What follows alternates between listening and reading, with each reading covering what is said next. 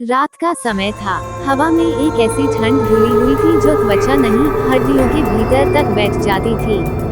धुंध इतनी घनी थी कि पूरा रुद्रपुर गांव किसी पुराने भूले हुए कब्रिस्तान जैसा लग रहा था। चांद पूरा था, मगर उसकी रोशनी भी धुंध के पीछे ऐसे कांप रही थी जैसे वह किसी छुपे खतरे से डर रहा हो। गांव में पिछले कुछ महीनों से सिर्फ एक कहानी गूंज रही थी। रात के बाद वाली सड़क पर वो दिखती है, बिना पैरों वाली औरत। कहते थे कि अगर उसने किसी को बुला लिया, वापस घर पहुंचना नामुमकिन है। लोग दावा करते कि उसने उन्हें रुकवा कर कहा था, मुझे घर छोड़ दो। और जैसे ही उन्होंने नीचे देखा, कमर के नीचे कुछ नहीं होता था। इसी डर के बीच रहता था 22 साल का अंकित। मजाकिया, हिम्मती और थोड़ा जिद्दी। उसके दोस्त विवेक और रोहन रात वाली सड़क से दूर रहने को कहते, पर अंकित हंस देता। भूत, ये सब दिमाग की कहानियां हैं। उसे क्या पता था कि अब कहानी उसी की होने वाली है। उस रात अंकित खेत में देर तक रुका रहा।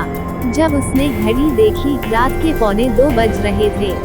वो फट गया, वो गुदगुदाया और बाइक स्टार्ट कर दी। रात वाली सड़क सामने थी, लंबी, सुनसान, दोनों तरफ घने शीशम के पेड़ों की शाखाएं सड़क पर झुककर एक काली सुरंग बनाती हुई। अंकित तेजी से चल रहा था जब दूर उसे एक औरत खड़ी दिखी। लाल साड़ी, खुले बाल, चेहरा धुंध में ढका हुआ। अंकित ने ब्रेक मारी। इतनी रात को यहाँ? औरत ने धीरे से गर्दन उठाई। उसकी आवाज हड्डियों में उतर गई। मुझे घर छोड़ दो। अंकित को हल्का डर लगा, पर उसने खुद को समझाया, कोई भटकी होगी। वह बाइक से उतरा और आगे बढ़ा, और फिर उसकी रीढ़ जम गई। औरत हवा में तैर रही थी, कमर से नीचे कुछ नहीं था। अंकित पीछे उछल पड़ा। वह बाइक पर चढ़ा और पूरी स्पीड में भागा। पीछे वही आवाज कान फाड़ती गूंज रही थी, मत जाओ, मत जाओ। घर पहुंचते पहुंचते उसके हाथ कांप रहे थे। अंकित ने सुबह पूरी बात रोहन और विवेक को बताई। विवेक ने धीमी आवाज में कहा, तू जिसे देख के आया है, वो सुरेखा है। अंकित चौंका, कौन सुरेखा? रोहन बोला, कई साल पहले सुरेखा और उसका पति तरुण इसी सड़क से लौट रहे थे। गाड़ी पलटी, तरुण की वही मौत। सुरेखा घिसटकर सड़क पर गिरी, उसका निचला हिस्सा कट चुका था। अंकित ने गहरी सांस ली, और वो, विवेक की आवाज कांप गई। मरती नहीं रही, रेंगती रही, मदद मांगती रही, पर कोई नहीं आया। अंकित का गला सूख गया। रोहन ने कहा, जब लोग पहुंचे, उसकी लाश नहीं मिली, और उसी रात वो सड़क बदल गई। अंकित को लगा उसका दिल बैठ गया है। अंकित ने कई दिनों तक रात में बाहर जाना बंद कर दिया। लेकिन फिर एक रात उसकी माँ की हालत बिगड़ गई। शहर से दवा लाना जरूरी था। मजबूरी में अंकित रात 1:30 बजे उसी सड़क पर पहुंच गया। हवा अचानक पूरी तरह रुक गई, जैसे किसी ने समय रोक दिया हो। पेड़ों के पत्ते हवा में जमे हुए थे। फिर सड़क पर लाल साड़ी का पल्लू हिलता दिखा। अंकित का दिल जम गया। बाइक खुद ब खुद बंद हो गई। धुंध चीरते हुए वह सामने आई।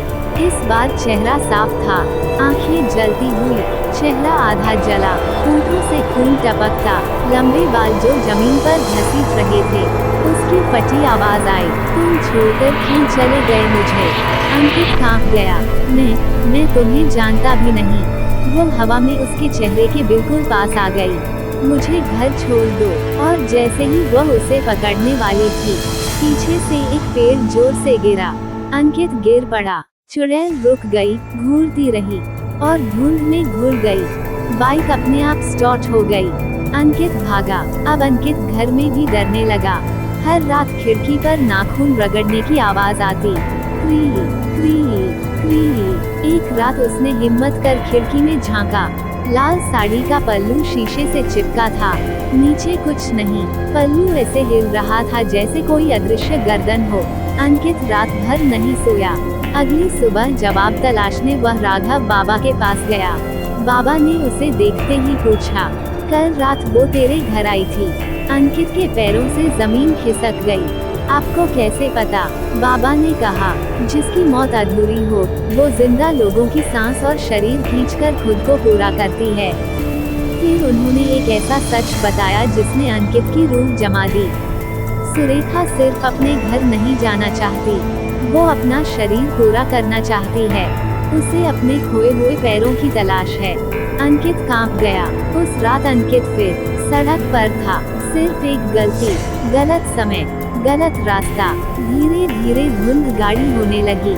पेड़ तिरछे होकर जैसे उसे घेरने लगे। सड़क गायब होने लगी। फिर वो दिखी। इस बार उसका रूप डर से परे था। चेहरा आधा सड़ा, आंखें खून में तैरती, हड्डियां झूलती हुई, कंधे तिरछे, और उसका ऊपरी हिस्सा ऐसे झटके खा रहा था जैसे कोई टूटी कठपुतली। इस बार उसने फुसफुसाया नहीं, उसकी आवाज गूंजी, तुम्हारे पैर मुझे दे दो। अंकित पीछे हटने लगा, पर वो चारों तरफ दिखने लगी। बाईं तरफ, दाईं तरफ, ऊपर उल्टा लटक कर। फिर वो झपटी। अंकित की बाइक धड़ाम से गिरी। वो मिट्टी पर रेंग कर हटने लगा। औरत ने लंबी उंगलियां उसकी तरफ बढ़ाईं। चलो, तुम्हें भी अधूरा कर दूं। अचानक सड़क पर काला अंधेरा फैल गया। तेज हवा का झोंका आया और अंकित जैसे तैसे भाग निकला। पीछे से वही आवाज, पैर दे दो, पैर दे दो, पैर दे दो, जैसे सड़क खुद उसका पीछा कर रही हो। अगले सुबह अंकित फिर राघव बाबा के पास पहुंचा। बाबा की झोपड़ी में घुप अंधेरा था। सूखी नींबू मिर्च दीवार पर लटक रही थी।